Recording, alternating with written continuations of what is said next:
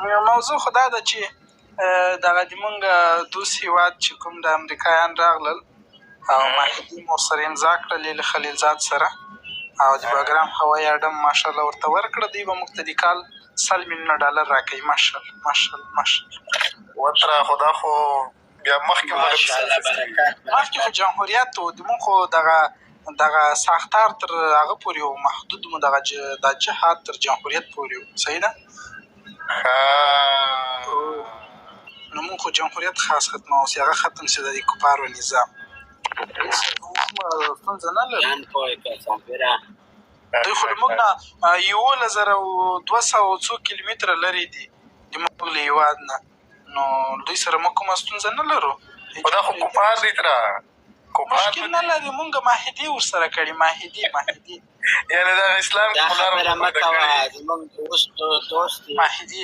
مونږ معاهدې خبره دا خبره مه کوه، زمونږ غربي دوستان دي، غربي دوستان. بلکل دا زمونږ دوستان دي، زمونږ خپل دي. په دې خاطر باندې مونږ دوی سره معاهدې امضا کړلې.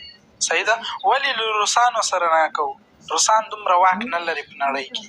له یو خلکو سره موږ کوو چې هغه په ټوله نړۍ کې راج کوي، لکه د موږ امریکایان وروڼه چې الله دې نور هم برای ورکړي، الله دې نور هم برای ورکړي. سر دې خلاص شو. نو چینایانو سره یې ولې نه کوو؟ ځکه چینایانو زور نه رسېږي په ټوله نړۍ. صحیح ده؟ تره دلته یوه بله خبره هم ده که داسې خو دومره انسانان په ښه افغانستان کې خو ډېر انسانان هغه کړه ووژل. مشکل نشته. هغه جمهوریت په وخت کې موږ ته روا و چې موږ باید کړي وای هغه کارونه. هغه د هغوی حق و. پوه شوې؟ ماشاءالله ماشاءالله ماشاءالله. انګرېزان خو موږ ډېر خپل دي، په دې خاطر باندې موږ سره مرستې ډېرې کړي دي. جهاد په دوره کې موږ سره مرستې کړي دي. پوه شوې؟ زه تره خدای دې خوشحاله لره، موږ به کار ته لاړ شو. لوی شي ورارو، لوی شي ورارو، لوی شي ورارو، لوی شي ورارو، لوی شي ورارو، لوی شي ورارو، لوی شي ورارو، لوی شي ورارو، لوی شي، لوی شي، لوی شي. الله دې لوی سړی که، الله دې لوی سړی که. خو چې ور دې دلته راغلی وای که نه مدرسه دې ویلې وای 3 کاله، بیا به یې ډېر خوند کړی. ړنګ کوچی وایه، رنګ کوچی سلامونه دې در ورسېږي ټولو ته. مولوي صاحب ته یو خاص سلام وایه.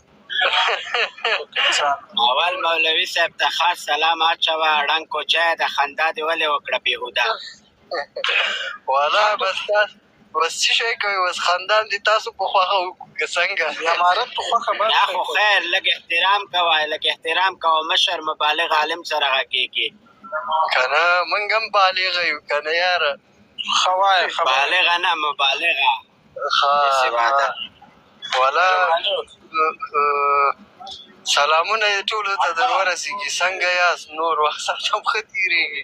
نه، وخت سات مو ښه نه تېرېږي. زه کوسه خبیثه انسانه. دغه کوچنی هلک کو بیا اوس موږ ته ګپ شپ لګوي. کوچنی اورې کوچنی ملګری اورې؟ اورمه کوچنی مهرباني وکړه ماشومه. شه زه ماشوم یم، ته یې د هغه خبر د ټولو مشر پلار یې که نه؟ زه خو معلم یم. د تا څو کاله عمر ده ورارو؟ ښه عالم یې. ښه زه به تا څو کاله عمر دي؟ که عالم یې نو عالم د ما یاره 20-25 به یي.